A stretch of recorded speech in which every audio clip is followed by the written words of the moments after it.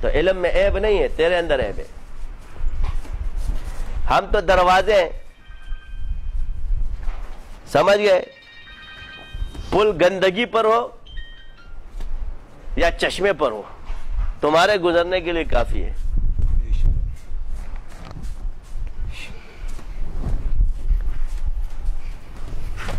تم میری تقلید ذاتی کرتے ہو تو تمہارا عقیدہ خراب ہے. جس نے کیا ہے، یہ مولوی بھی جانتے سارے، تقلید ذاتی حرام ہے کسی کی. تقلید علمی کی جاتی ہے، اور علم اللہ کی صفت ہے. رحم مہارت شرط ہے. اگر ایک ڈاکٹر بیمار ہے تو اس کا یہ مطلب نہیں ہے کہ وہ آپریشن نہیں کر سکتا ہے، اس سے اس کا علم ختم نہیں ہو جاتا. تو جہالت کیا ہے؟ کہیں گے اس پر جادو ہے، تمہارا علاج کیا کرے گا؟ میں نے کہا ایک جواب دے دیتا ہوں، اسی آگ سے تیری آگ بجھا سکتا ہوں. سبحان اللہ. اسی آگ سے تیری آگ بجھا سکتا ہوں، یہ اللہ نے مجھے دیا ہے. باقی اس معاملات کو چھوڑ دو، یہ آگ تمہیں تو جلائے گی، میرے اللہ نے پرامن رکھی ہے. دنیا سے شیاطین ختم نہیں ہوں گے، وہ میرے پہ چڑھتے رہیں گے، چلائیں گے، لگاتے رہیں گے، ان کا بس چلتا رہے گا جب تک ہم زندہ ہے. میں مر جاؤں گا، کوئی اور آ کے بیٹھے گا. نہ یہ جنگ ختم ہوئی ہے نہ ہوگی. نفس اور شیطان سے ہے تیری جنگ جاری، کبھی اس کا پلہ باری، کبھی تیرا پلہ باری.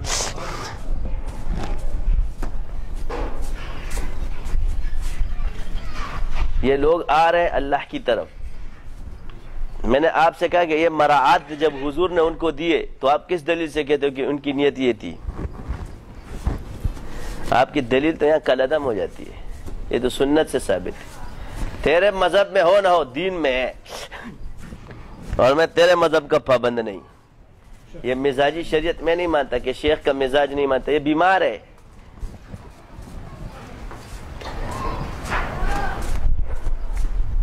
اسی طرح صحابہ نے جیسا دیس ویسا بیس.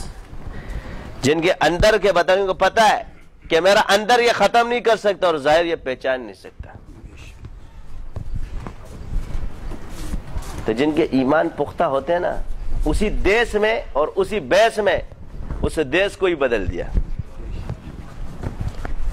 اسی دیس میں ان کے بیس میں ان کا دیس بدل دیا. یہ تو صحابہ کا کمال.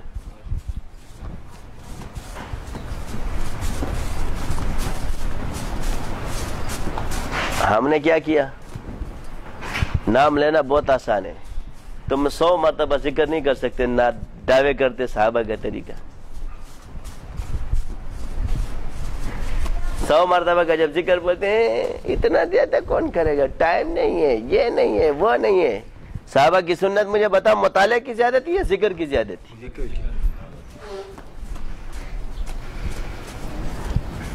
تو بولو نا کہ یہ طریقہ صحابہ کا نہیں ہے، بزرگوں کا ہے.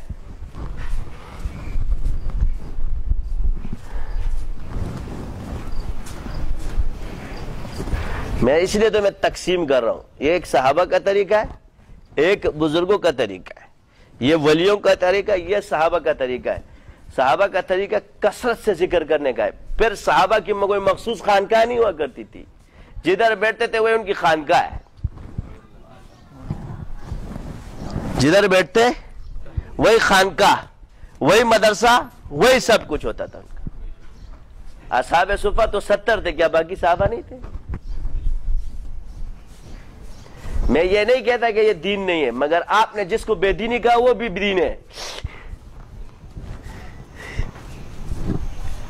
اور بات رہی کمیوں کی، اگر اس شعبے میں کمی ہے تو کمی تو سب شعبوں میں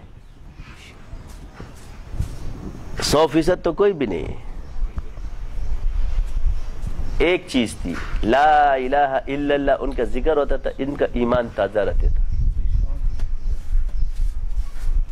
نماز پڑھو، لا الہ الا اللہ کی ترغیب دو. نماز پڑھے گا اعمال درست ہوں گے. آپ کہو گے جی یہ نسخہ، بھائی مریض کو دوا دو، یا تقریر کرو یا دوا دو.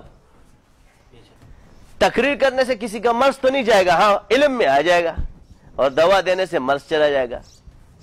تو اب حضور نے فرمایا جو کلمہ پڑھتا ہے لا الہ الا اللہ، اس سے اس کا ایمان تازہ رہتا ہے، محمد الرسول اللہ۔ اور نماز کیا ہے؟ ان الصلاۃ تنہا عن الفحشاء والمنکر، جو نسخے حضور اور اللہ نے بتائے اس پر تو میں اعتراض ہے۔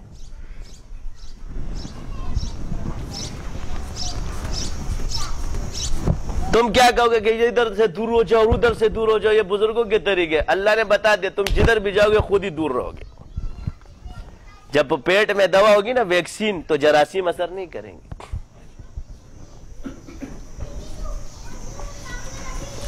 میرا تجربہ ہے، اگر یہ گناہ میں ہے تو ذکر میں نہیں، اور اگر ذکر میں تو گناہ میں نہیں۔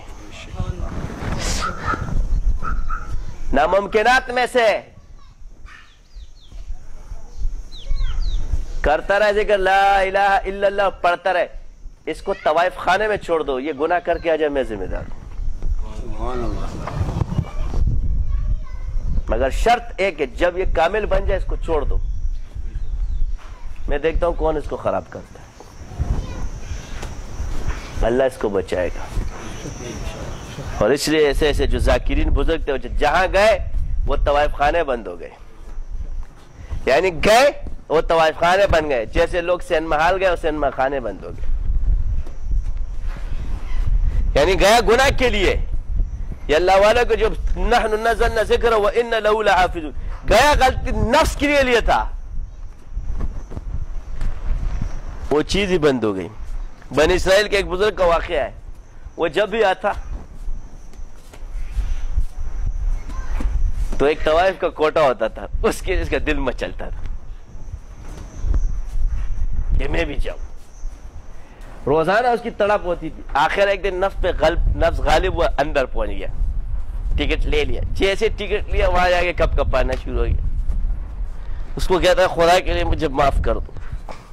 کیوں؟ تو نے پہلی مرتبہ آیا ہے؟ کہا کبھی نہیں آیا۔ کہا نہیں۔ کہا تو ڈر کیوں ہے؟ کہا مجھے اپنے رب سے ڈر لگتا ہے، بس میں تمہارے پیر پڑتا ہوں، مجھے معاف کر دو، بس میں اپنے پیسے بھی واپس نہیں دیتا، مجھے جانے دو۔ جاؤ۔ وہ جب نکلے تو اس نے سوچا کہ یہ ایک دفعہ آیا ہے اور اللہ سے ڈرتا ہے، میں اتنی عمر سے کر رہی ہوں، میں اپنے رب سے نہیں ڈرتی۔ اس نے بھی طوائف خانہ بند کے اسی کے تلاش میں نکل گئی، میں اسی سے نکاح کروں۔ گئے کس لیے اور آئے کس لیے؟ اب دیکھو، جب واپس پہنچا تو جب اس کے درگاہ پہ تو اس نے جب اس کو دیکھا اس کے خوف سے ہی مر گیا کہ یہ تو یہاں بھی پہنچ گئی، تو بڑی پریشان۔ وَلِمَنْ خَافَ مَقَامَ رَبِّهِ جنت، کہ یہ تو میں اس کو شادی کرنی دی تو مر گیا۔ اس کو دفن کیا گیا، کسی نے کہا اس کے بھائی سے آپ شادی کر لو، وہ بھی اسی طرح نیک ہے۔ اللہ سے نا امید مت ہو، اللہ کو یہ پتہ نہیں ہم لوگوں نے اللہ پر عقیدہ کون سا رکھ لیا ہے۔ خارجی بولتے ہیں اللہ معاف نہیں کرے گا، معتزلہ کہتے ہیں اللہ پر لازم ہے کہ اس کو سزا دے گا۔ تم اہل سنت والجماعت بھی باتیں کرو، پھر بھی اہل سنت والجماعت سمجھ سے باہر ہے یہ۔ یعنی نہ تم کہتے ہو ان کی نیکی قبول ہوتی ہے کسی کی، نہ تم یہ کہتے ہو کہ توبہ قبول ہوتی ہے، تو بندہ جائے تو کدھر جائے؟ ایک کفرستان ہی رہ گیا، وہیں جائے گا۔ نہ آپ نے آنے کا دروازہ چھوڑا ہے، سارے جانے کے کھول کے رکھے ہوئے۔ مسجد آباد ہے کن کی وجہ سے؟ وہ بھی کلمہ پڑھتے ہیں، ان کے دل میں ٹھیک ہے گناہ کرتے ہوں گے، کوئی ظاہر میں کوئی باطن میں ہے گناہ گار، توبہ کرنے والے بن جاؤ۔ میں اس دور کے لحاظ سے بات کر رہا ہوں، شاذ ہی ہوگا کوئی۔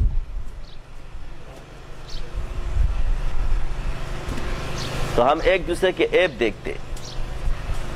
آپ علیہ السلام نے فرمایا کہ جس نے تجاوز کی پہلا کی اس بری ہے۔ ہم نے کہا بزرگوں کا احترام منع نہیں ہے، مگر تحصیل علم بھی منع نہیں ہے۔ اگر ایک شخص ایک خانقاہ سے جا کر کے کہیں اور سے تحصیل علم حاصل کرتا ہے تو یہ ممنوع نہیں ہے، مگر اپنے پچھلے شیخ کو اگر یہ برا بھلا کرتا ہے یہ ممنوع ہے۔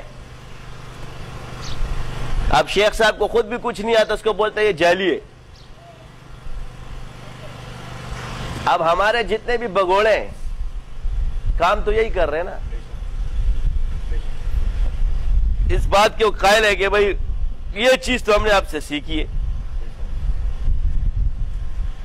تو تم مجھ سے یہی سیکھنے آئے تھے نا، وہ تم نے سیکھ لی۔ اب تمہیں کیسے کہتے کہ میری یونیورسٹی خراب ہے؟ تم یہ کام چھوڑو کہ پتا من چمڑس پہ میدان تراخ کو مالال کا، تم یہ کام چھوڑ دو۔ اگر کسی نے کتا تیرے سے کھچوا لیا میں تیرا ذمہ دار بن جاؤں گا، اسی طرح پاں پاں کرتا ہوا جانا لوگوں کے جوتوں میں بیٹھا ہوگا، لیکن یہ چھوڑ جو میں نے سکھایا ہے، علاج اور معالجہ چھوڑ دو، پھر میں دیکھتا ہوں تمہاری حیثیت کتنی ہے۔ تو یہ حسد یاد رکھنا، یہ اس لیے بتا رہا ہوں، ابلیس بھی درباری بنا اللہ نے باہر کر دیا، کوا بھی درباری بنا باہر کر دیا، تم بھی درباری بنے باہر ہو گئے۔ تینوں کے ساتھ مسئلہ ایک ہی ہے، وہ ہے حسد، کیونکہ حسد میں عیب نظر آتے ہیں، اسے اللہ کی تخلیق میں اور آدم علیہ السلام میں عیب نظر آئے، کوے کو اس میں عیب نظر آئے، تجھے شیخ میں عیب نظر آئے۔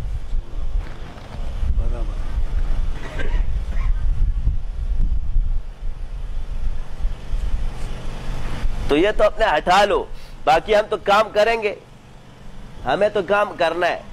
اللہ تعالیٰ نے ایک فصل اگانے کا حکم دیا، یہ میرا کام نہیں ہے کہ یہ ٹھیک ہو گیا، مجھے ہے کہ بس اس کی حفاظت کروں۔ پھر کوئی پھل خراب ہو جائے، کچھ ہواؤں سے گرتے ہیں، یعنی ہوا سے، یاد رکھنا، ہوا، خواہشات کس سے گرتے؟ کسی کو کوئی چوری کر لیتا ہے،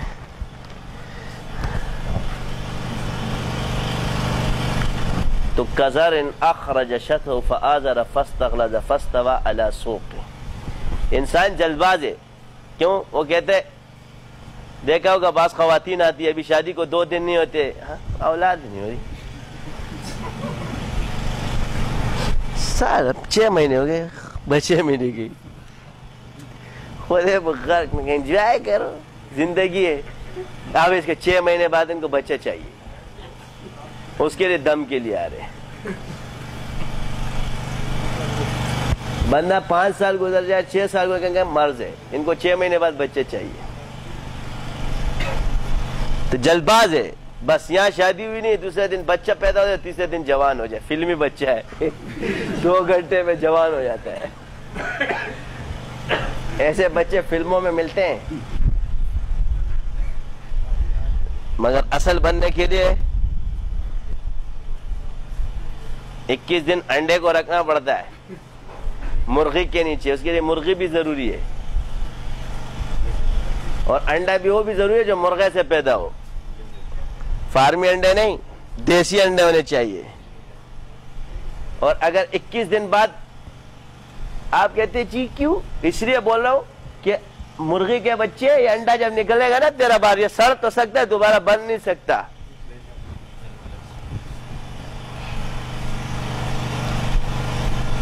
اگر تو جا کے دوسری مرغی کے اندر اگر تب بھی اس نے خراب ہونا ہے تو صحبت پوری حاصل کر۔ حضرت نے مجھے 11 چیز میں اجازت دی تو میں نے تمہیں معالج بنا دیا نا، اجازت دی جس کا ٹھیک، میں نے تجھے خلافت دی، خلافت کے بعد جو ہے نا تیری منزلیں طے ہونی ہے، تو نے وہ طے تھوڑی کی ہے۔ بھائی استاد نے درس نظامی پڑھایا اور آپ کو دور حدیث میں پگڑی باندھی، تو یہ تخصص کی پگڑی تھوڑی تھی، یہ تو دورے کی پگڑی تھی، یعنی آپ کو سند حاصل ہو گئی۔ اب ولایت کے دروازے طے کرنے کے تخصص فی الفقہ کرو، پھر اس کے بعد 2 سال کورس کرو، پھر 10 سال کسی بزرگ، تب جا کے تمہیں مفتی کہا جاتا ہے۔ تو اب میں کہتا ہوں استاد جی پہلے دن مجھے تخصص فی الفقہ میں بٹھاؤ نا، تو کہے گا بیٹا تجھے ایک کلاس دیکھنے کی اجازت ہے مگر بیٹھنے کی اجازت نہیں۔ کیا ہے کلاس؟ دیکھنے کی اجازت ہے. اور باقی تیرے مکاشفات کو میں تھوڑی مانتا ہوں بغیر نصاب، اس لیے میں نے پہلے ہی نصاب بنا دیا ہے. جو نصاب نہیں اس کا کشف بھی نہیں، بس ہے وہی ہے، خیالی ہے. اس بھائی ہم تو بندے، اللہ نے ہمارے ذمہ لگایا ترتیب، اور باقی اللہ قادر ہے تجھے ایک ہی دن میں آسمان میں چڑھا دے، اس کا کام ہے. مخلوق اپنا کام کرے گی، اللہ اپنا کام کرتا ہے. یہ اس کے دست قدرت میں کسی کو ایک دن میں بنا دے. مگر میں ایک بات کہتا ہوں، یہ قادر ہے مگر یہ اس کی سنت نہیں ہے. اس لیے سنت نہیں ہے کہ اس نے خود ہی حکم دیا ہے وَالَّذِينَ جَاهَدُوا فِينَا لَنَهْدِيَنَّهُمْ سُبُلَنَا، یہ اسی کا حکم ہے. یا ایھا الذین آمنوا اتقوا اللہ وابتغوا الیہ الوسیلہ، یہ اسی کا حکم ہے. فاسألوا اہل الذکر ان کنتم لا تعلمون، یہ اسی کا حکم ہے. الجزاء الاحسان الا الاحسان، یہ اسی کا حکم ہے.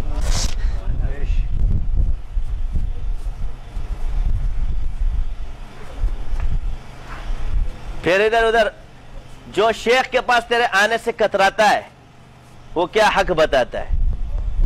جو حق والا ہوتا ہے وہ خود ہی آتا ہے، وہ پہلے تحقیق کرتا ہے، وہ سنی سنائی باتوں پر جو عمل کرتا ہے یہ حق والا نہیں، اور جو حق والا آتا ہے خود تحقیق کرنے جاتا ہے.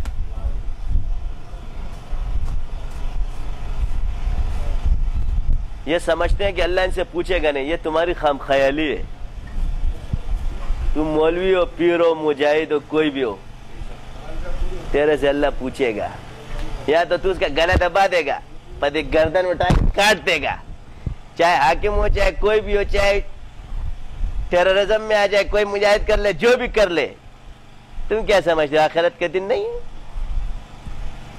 چھوڑ دیا جائے گا تیرے کو، وہاں تیرا زور چلے گا تو اپنی بات ثابت نہیں کر سکتا، باتیں کرتا ہے.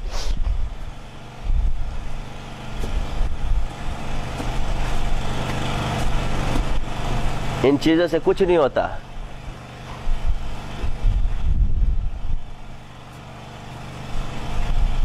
یہ کفار ہی تھے جس کو حضور نے دعوت دی، مسلمان کیا ہے.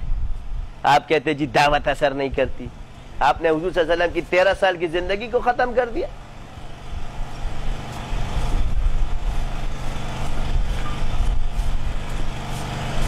کل ایک شخص کا فون ایسے